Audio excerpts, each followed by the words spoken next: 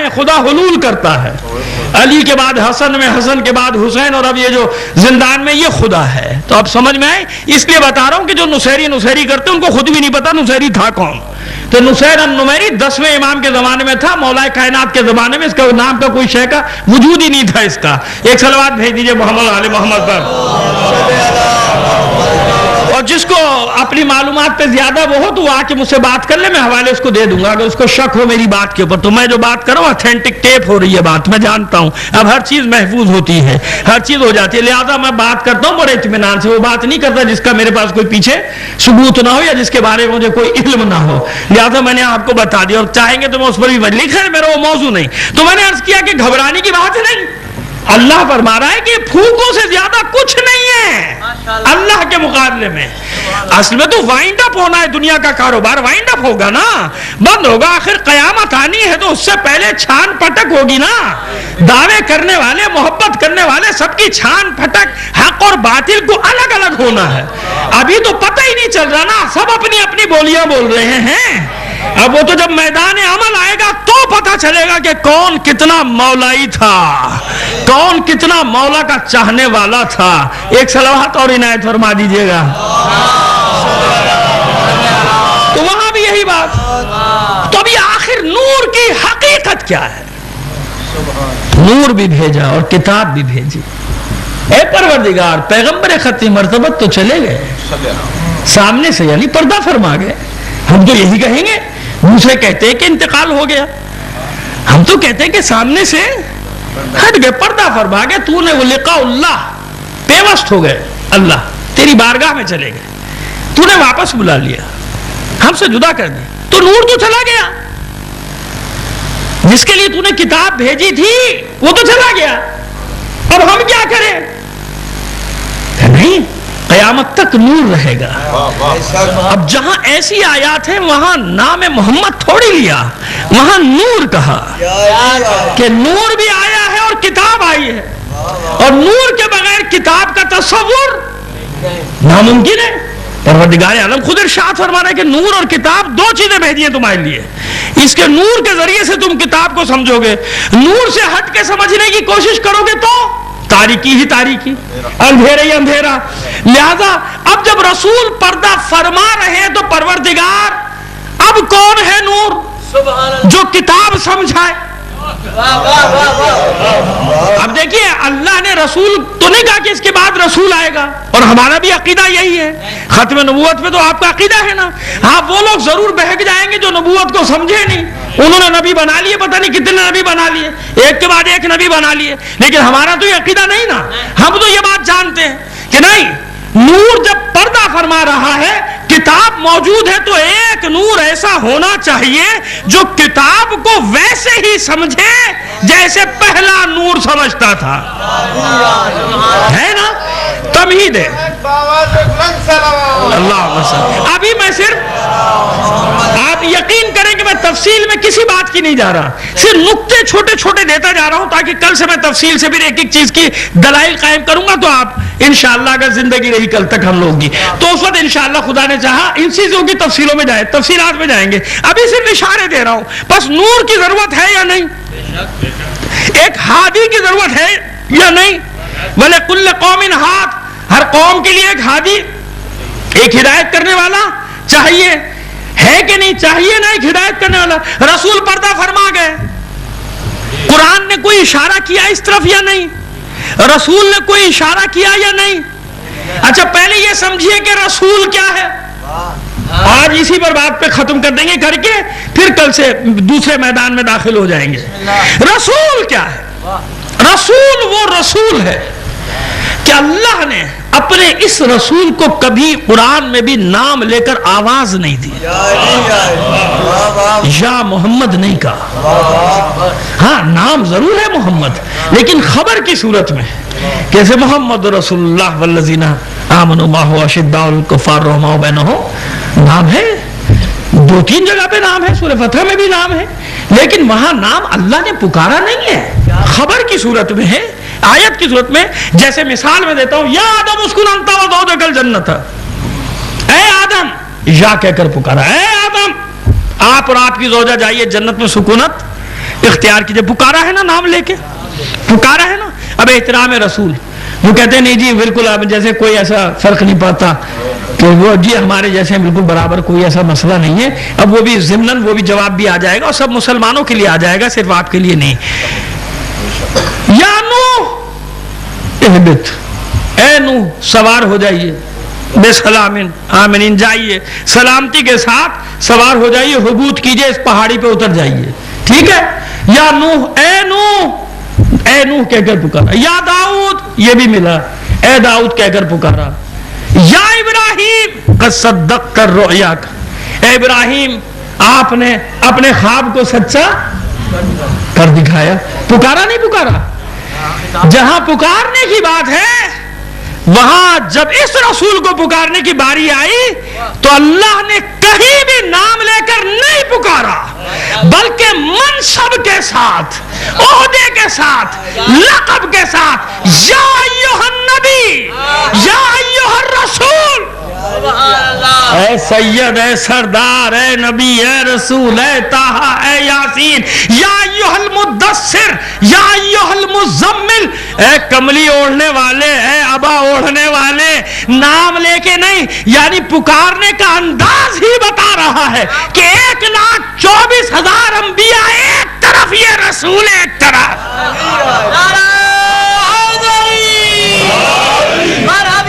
کبھی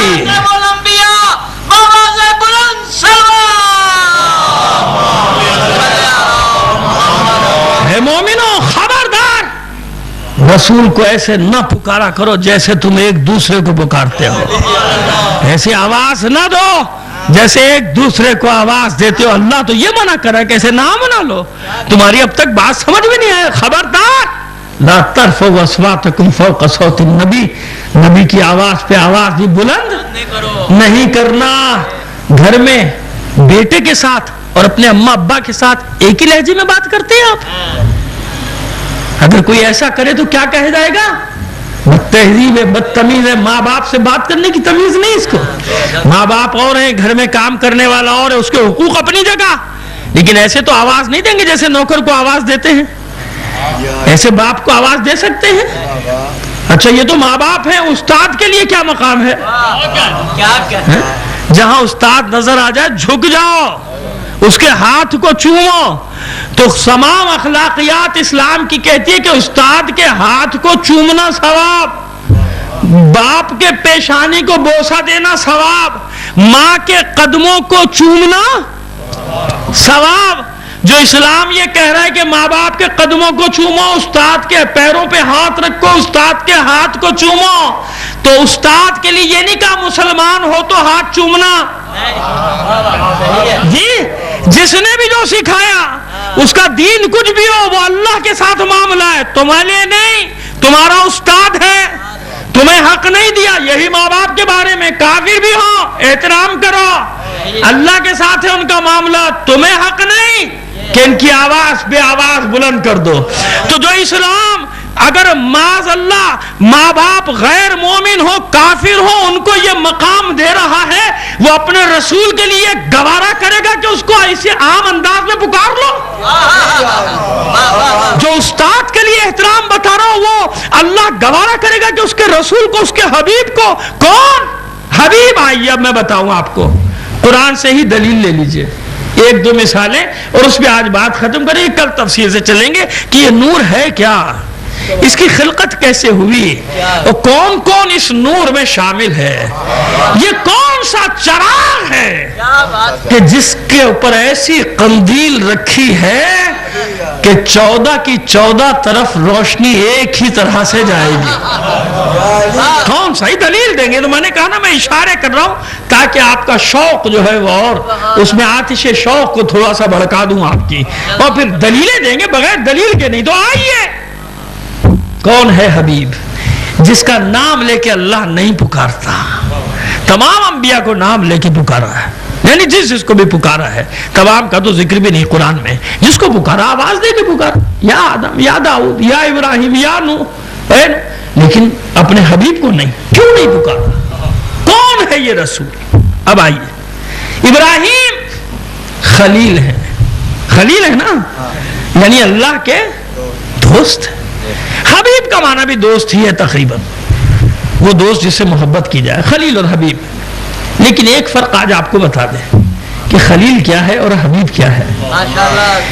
خلیل کب بنے ہیں؟ اتنے امتحانات دینے کے باوجود, اتنے امتحانات دیے تو خلیل بن گئے اللہ کے.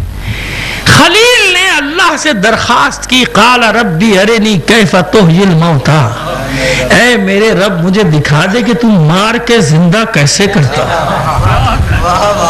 یہ کس نے چاہا؟ اللہ نے چاہا. اللہ سے چاہ رہا ہے اس کا خلیل, کہ پروردگار مجھے دکھا دے تو مار کے زندہ کیسے کرتا ہے. قال اولم تؤمن ابراہیم, کیا ایمان نہیں ہے؟ ایمان نہیں رکھتے ہو؟ قال بلا ولکن لیطمئن قلبی, پروردگار ایمان تو ہے مگر اطمینان قلب چاہتا ہوں. یعنی اطمینان ہے, یقین ہے میرا, ایسا نہیں ہے میں یقین رکھتا ہوں, اطمینان قلب چاہتا ہوں, یعنی مشاہدہ کرنا چاہتا ہوں. اللہ بھی جانتا ہے کہ مومن ابراہیم ایمان رکھتا ہے, لیکن وجہ پوچھنا چاہ رہے ہیں کہ آخر کیوں پروردگار, تاکہ جواب دے. مشاہدہ کرنا چاہتا ہوں پروردگار, میرا یقین ہے, عین الیقین چاہتا ہوں, یعنی میں حق الیقین کی منزل پہ پہنچنا چاہتا ہوں. میں چاہتا ہوں کہ آنکھوں سے دیکھ لوں, کہ اچھا کوئی بات نہیں, دیکھو آنکھوں سے 4 مختلف پرندے لو, ذبح کر دو, گوشت پر سب مخلوط کر دو, 4 مختلف تیلوں پہ رکھ دو, رکھ دیے. کیا بات. اب اس کے بعد اللہ نے کہا ابراہیم آواز دو. کس سے کہا؟ میرا ساتھ دیجیے گا. کس سے کہا؟ حالانکہ ابراہیم نے تو کہا ہے کہ پروردگار تو دکھا کیسے زندہ کرتا ہے. اللہ نے کیا کہا ہے؟ ابراہیم نے کہا سوال کیا ہے؟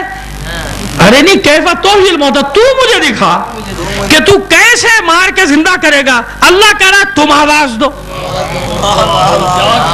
ابراہیم تم آواز دو, یعنی یہی تو بتانا چاہ رہے, ایک منصب, ایک اعزاز دینا چاہ رہا ہے اللہ کہ ابراہیم ہم تمہیں منصب دینا چاہتے ہیں, اعزاز دینا چاہتے ہیں, ہمارے خلیل ہو, آواز تم دو گے, تاثیر ہم پیدا کر دیں گے. اب سمجھ میں آ گیا مردوں کے زندہ کرنے کا کیس کیا ہے.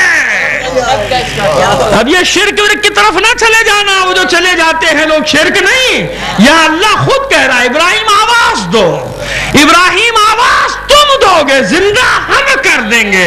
ابراہیم نے آواز دی, پرندے جز الگ الگ ہو کر اڑ کے آئے نہیں آئے, زندہ ہو گئے کہ نہیں ہو گئے. تو ابراہیم نے تو اللہ سے کہا تھا تو زندہ کر, اللہ نے کہا نہیں ابراہیم تم کرو, تم کرو, ہم تمہیں یہ طاقت دے دیں گے. یعنی بتا دیا کہ جسے ہم چاہیں یہ طاقت ہبا کر دیتے ہیں. اب کبھی زندہ نہ لے کے آ جانا نماز پڑھوانے کے لیے, اب کبھی کسی زندہ کو نہ لے آنا کہ نماز پڑھا دیجئے. کیوں؟ یہ وہ طاقت ہے, وہ تاثیر ہے کہ آواز عیسیٰ دیں گے اور زندہ ہو جائے گا مردہ باذن ربی.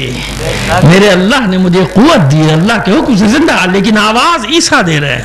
ہاتھ عیسیٰ پھیریں گے اللہ شفا دے دے گا. تو قرآن میں مثالیں بکھری ہیں کہ نہیں, لیکن خیر میں تو کچھ اور فرق بتانا چاہ رہا ہوں آپ کو کہ وہ نور کون سا نور ہے, وہ نور کون سا نور. یہاں جناب ابراہیم نے تمنا کی پروردگار مجھے دکھا دے. اللہ نے سوال بھی کیا کیوں ایمان نہیں ہے؟ کہا نہیں ایمان ہے مگر مشاہدہ کرنا چاہ رہا ہوں, اطمینان قلب چاہتا ہوں, آنکھوں سے دیکھنا چاہتا ہوں کہ کیسے کرے گا تو زندہ. اب آئیے سورہ بنی اسرائیل